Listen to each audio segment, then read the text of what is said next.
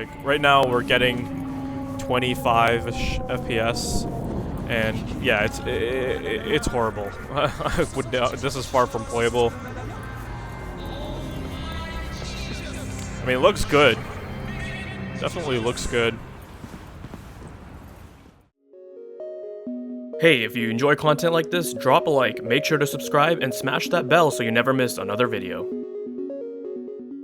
Hey, what is going on, guys? Danny here. Welcome back to the channel, and I hope you've all been doing well. So today we're going to be taking a look at the ray tracing overdrive update that Cyberpunk came out with. This was updated on April 11th. Depending on when I upload this, it might be earlier today or maybe the next day. I don't know, we'll see. But what I wanted to do was just dive into this game, take a look at the performance, visual impacts, things like that, just give you guys a quick preview. It's been being talked about a lot lately, and it's really GPU intensive. I'm going to leave some links down in the video description so you guys can learn more about path tracing if you want. But what we're going to be doing is just going to be taking a look at its performance impact. So what I have here is the graphics menu open, and I'll show you the video resolution first. So we're running at 4K. We got full screen on there, and then in terms of NVIDIA DLSS, we have it set to quality. DLAA is off, and then in terms of the basic configuration here, I have most of the stuff turned off. It's a lot of it's post-processing, motion blur, depth of field, hate that kind of stuff, film grain. But in terms of the advanced graphics settings, have pretty much everything maxed out over here. And in terms of ray tracing, right now we have the cycle preset turned on. We don't have path tracing enabled. So what I wanted to show you guys first was the performance of Cyberpunk running on my test bench. So it has an RTX 4090, overclocked it. It's running around 3 gigahertz with the memory running at 24 gigabits per second. My i7 13700K, which I've overclocked its P cores to 5.5 gigahertz. And E-cores are running at 4.5 with the ring at 4.9. My memory is also overclocked at 6800 megatransfers with tune timings as well. So I'll leave all of those details in the video description. But let's take a look here and see what things are like. So right now, where are we? Let's take a look here. So I think we're in Corporal Plaza. Anyways, so performance is not bad. Right now we have DLSS on quality, and it's running at around 60 to 70 FPS.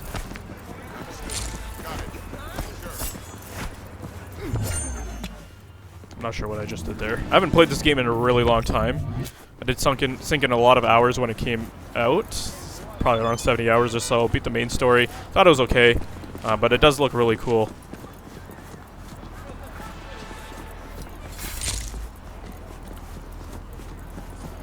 But yeah, around 70-ish FPS, which isn't bad. It's definitely pretty playable, and you know this is a single-player title, so it's nothing too bad. You can play the whole game without the with this kind of experience, and you know you wouldn't really have much of an issue.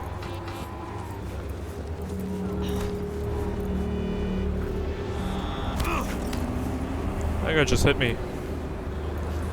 Shouldn't have walked on the road like that, but oh well.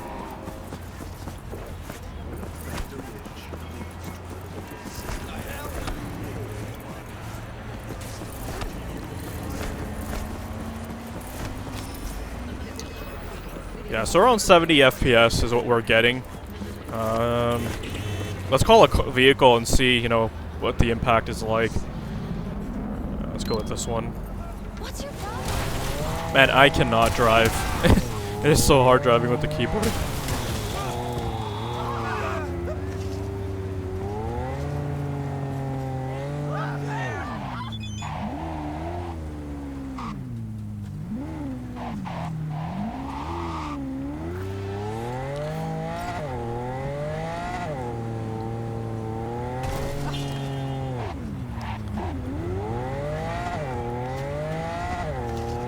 So yeah, this is the performance with just regular ray tracing, although it's the highest preset Psycho. And we have DLSS turned on, but it's been pretty good. Like I said, it's very much playable. Don't have any issues with it. Very smooth.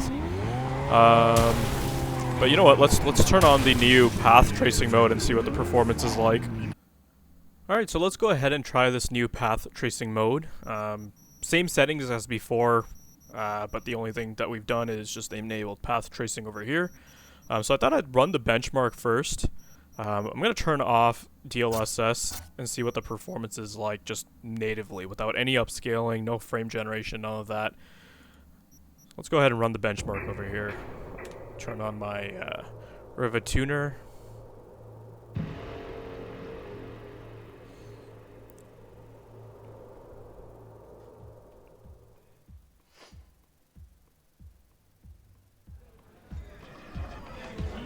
Oh wow.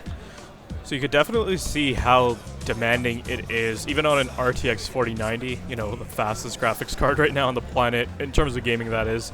But yeah, you know, we're getting a nice, smooth, cinematic experience is what I'd say. But you guys can take a look at the metrics on the top too. Oh wow, like my RTX 4090 without Overdrive was running at around 3 gigahertz, 2900 megahertz.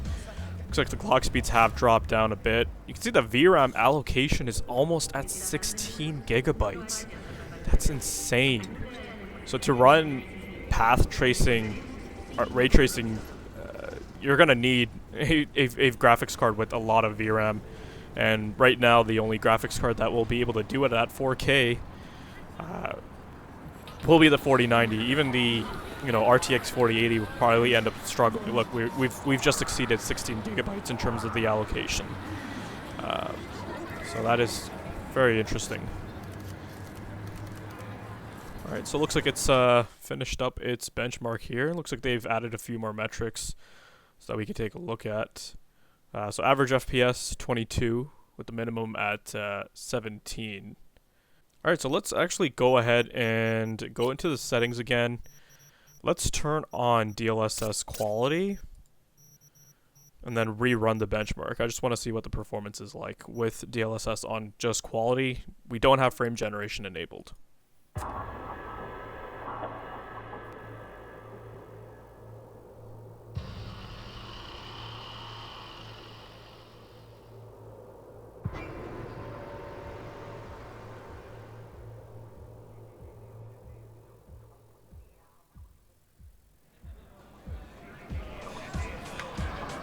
Alright, so performance is definitely a lot better. We're getting around 40 FPS right now. VRAM allocation actually did go down a bit too. But yeah, no, overall performance seems to be quite a bit better. It's still not something I prefer to play at, but it's better nonetheless.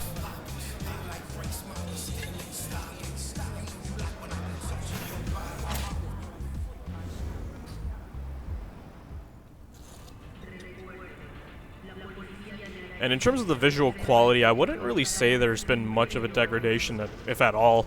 DLSS quality, in my opinion, does a really, really good job. Most of the time, that's what I usually prefer to opt at. But no, I think it's doing a pretty good job. But in terms of performance, I'd still say we're not quite at that playable level yet, at least for this single-player title, that is.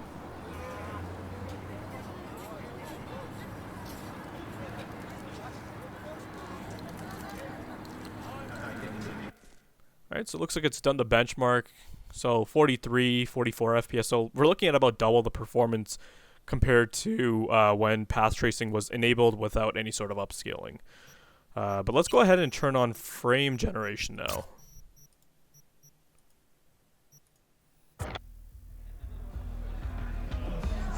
Alright, so we can see that performance has gone up drastically as well. Obviously, this is a benchmark, pre-scripted benchmark, so I can't really comment on any sort of input latency. We're going to actually just jump right back into some gameplay afterwards and see what the performance is like. We'll do the same thing again. I'll have Ray Tracing Overdrive just turned on by itself, no upscaling or frame gen. Then we'll turn on DLSS quality, maybe another preset, and then we'll try it on with frame generation. But I have to say, you know, it looks good. Can't really complain too much about the visual quality.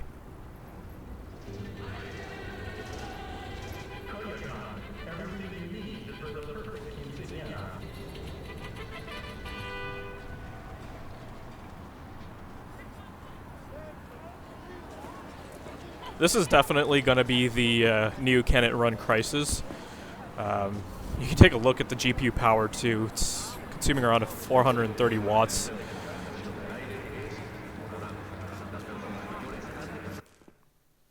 Alright, so with frame generation enabled, we're getting around 106 FPS. Quote unquote 106 FPS. I know, you know, in my last video I just talked about, you know, fake frames and all of that, but for a single player title, it's probably fine. You know, this isn't a competitive shooter. But, you know, let's go ahead and jump in some gameplay and see what the performance is like. Alright, so we're back in some gameplay, guys, and I've gone ahead and turned off DLSS, frame generation, and also super resolution. We still have path tracing turned on. And I just want to play around for a bit and see what the performance is like. Right now, we're getting 25-ish FPS. And, yeah, it's horrible. I would this is far from playable. I mean, it looks good. Definitely looks good. But yeah, right now it's just too choppy. I wouldn't necessarily say it's like stuttering. You can see the frame rate or frame time graph is relatively consistent, but you know, oh well, we just had a spike there, but yeah, not something I would say is playable. I guess I just scared that guy there. Anyways, let's turn on DLSS. Let's go ahead quality and see what that's like.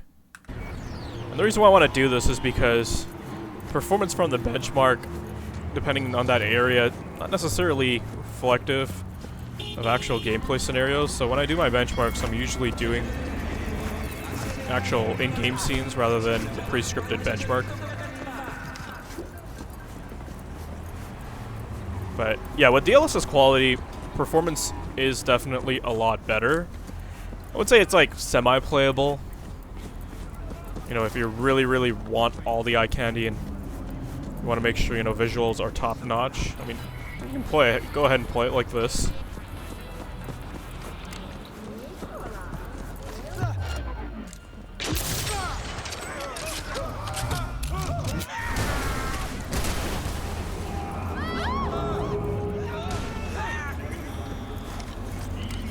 I love how when you do anything radical in this game, you still have everyone just, you know, kind of run around you. I don't know why. I thought they had updated that to make the AI seem a bit more... I mean, if something like this, I guess, happened in real life, everyone would be running around, but... it's complete chaos, and all I did was just shoot one guy in the head.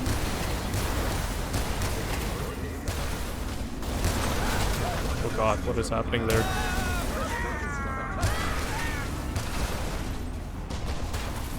Alright, let's just hop in a car and see what performance is like. Oh, and I just got hit.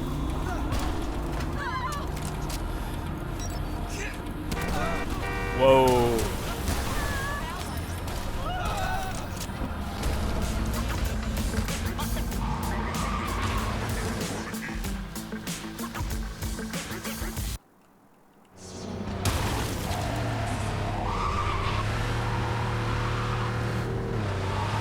So yeah, 40-ish FPS. And that's on a overclocked RTX 4090, overclocked i7 13700K.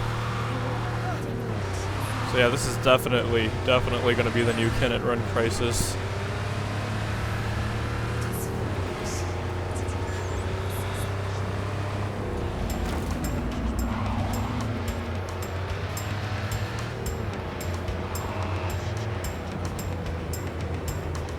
I actually want to turn on or lower down the quality setting for super resolution, see what the performance is like. I actually used to play it on balanced when it came out because I had a 2080 in my personal rig, and I thought for the most part visual quality was good and acceptable. So let's turn that on and see how much that helps in terms of performance.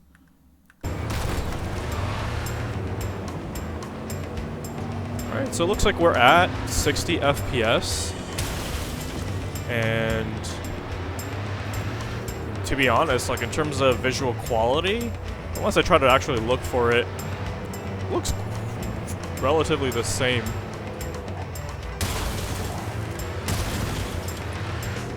This is a lot more playable too.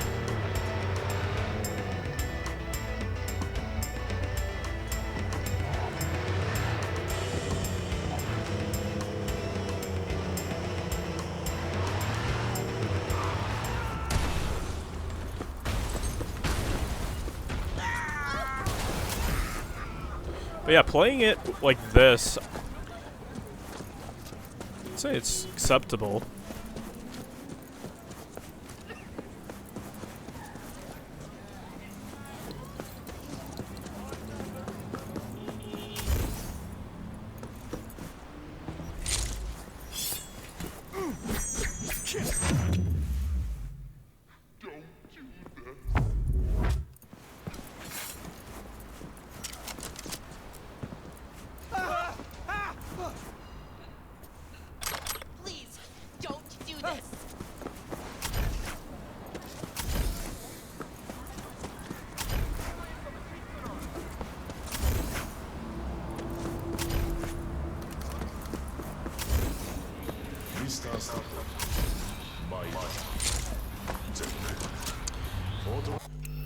Alright, so what we'll try next is I'm going to raise DLSS back to quality mode, and then I'm going to turn on frame generation, and then this is what I actually wanted to try the most.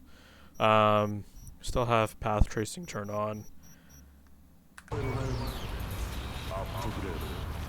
Okay, so there was quite a bit of stuttering when I went back into the game there, but that seems to be smoothed out.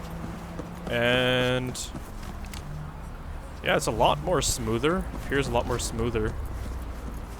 Getting around 100 FPS with frame generation. DLSS on quality.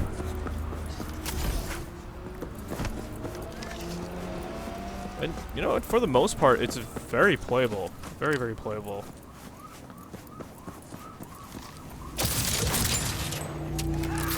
Alright, looks like I got the cops after me.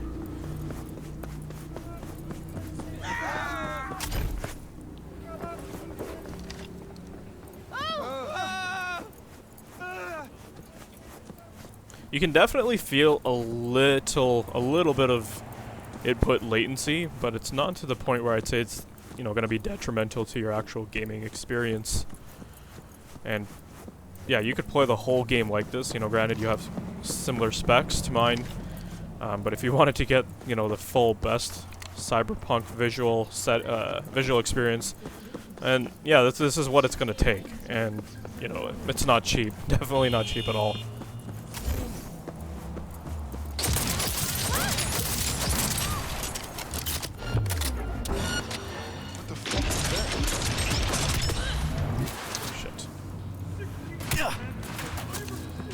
Alright, well that's time to run away.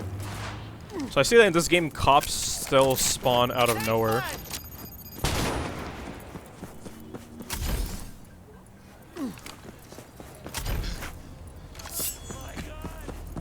I don't wanna!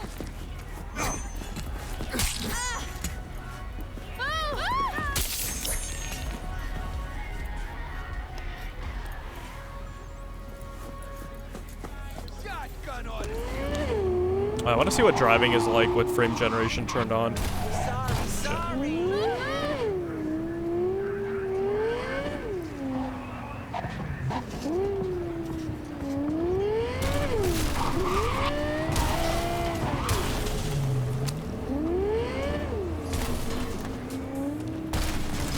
I think still around 100 FPS.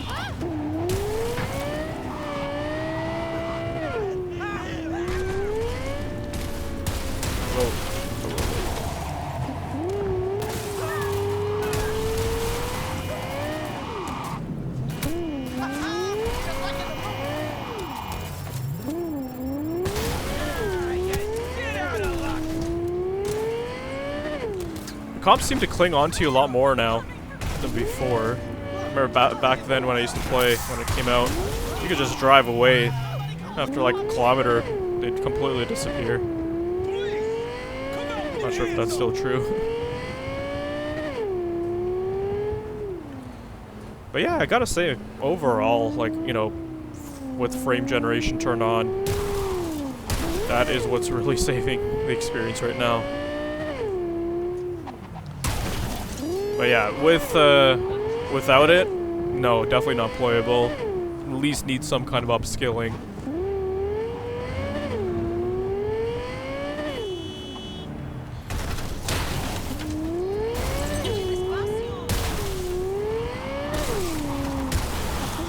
Yeah, I guess that will do it for this one. I just wanted to check this update out, you know, considering how much Cyberpunk is talked about in the benchmarking world, and how, you know, a lot of people are saying this path tracing is going to be the way of the future for a lot of modern games that are coming out. And I wanted to see, you know, what it takes to run it. And clearly this is technology that I would say is, you know, ahead of its time for sure. It's designed for future generation hardware. This is what's going to sell the next generation graphics cards.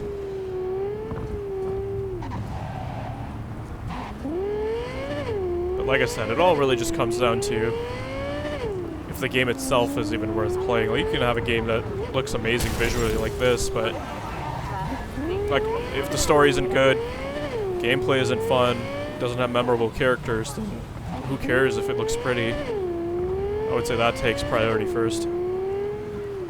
But anyways, hope you guys enjoyed this video, and see you guys in the next one. If you guys found this video to be informative and entertaining, then leave a like. Let me know your thoughts and comments down below. Be sure to check out the video description for cool links and ways to support the channel, such as using my Amazon affiliate link. And if you're interested in seeing more content like this, then consider subscribing. I'd greatly appreciate it. Thank you guys so much for watching, take care, and I'll see you in the next one.